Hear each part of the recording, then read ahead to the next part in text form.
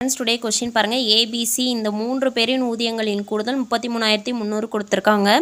இவங்க வருமானத்தில் ஏ 80%, B 85%, C 75% செலவு செய்கிறாங்க, ரிமைனிங் சேமிக்கிறாங்க. அவங்களுடைய சேமிப்பை நமக்கு இங்கே விகிதத்தில் கொடுத்துட்டாங்க 7:6:9 அப்படின்னு.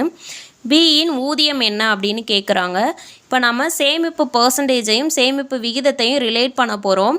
இப்போ 80% ஏ செலவு பண்ணார்னா 20% சேமிப்பார். அப்போ 20/100 இன்ட்டு ஏ ஈக்குவல் டு விகிதம் பாருங்கள் 7 மடங்கு சேமிக்கிறார். அப்போ 7 மொத்த மடங்கு 7 + 6 + 9 22. இப்போ இதுலேருந்து ஏ ஃபைண்ட் அவுட் பண்ணோம்னா 35/22 கிடைக்குது. அதே மாதிரி தான் பி 85 செலவு பண்ணார் அப்படின்னா 50% சேவ் பண்ணியிருப்பார். அப்போ 15/100 இன்ட்டு பி ஈக்குவல் டு 6/22. ஏன்னா 6 நமக்கு சம்பளம் கொடுத்துட்டாங்க, டோட்டல் விகிதம் ஆட் பண்ணால் கிடச்சிரும். அப்போ இதுலேருந்து சிம்பிளிஃபை பண்ணோன்னா நமக்கு 20/11 கிடைக்குது. அதே மாதிரி தான் சி 75 செலவு பண்ணிட்டார் அப்படின்னா 25% சேமிச்சிருப்பார். அப்போ 25/100 இன்ட்டு சி ஈக்குவல் டு 9/22. இதுலேருந்து சிம்பிளிஃபை பண்ணோன்னா நமக்கு 18/11 கிடச்சிருது.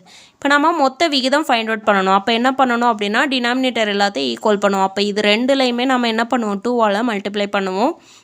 அப்போ 35:40:36/22 கிடைக்குது.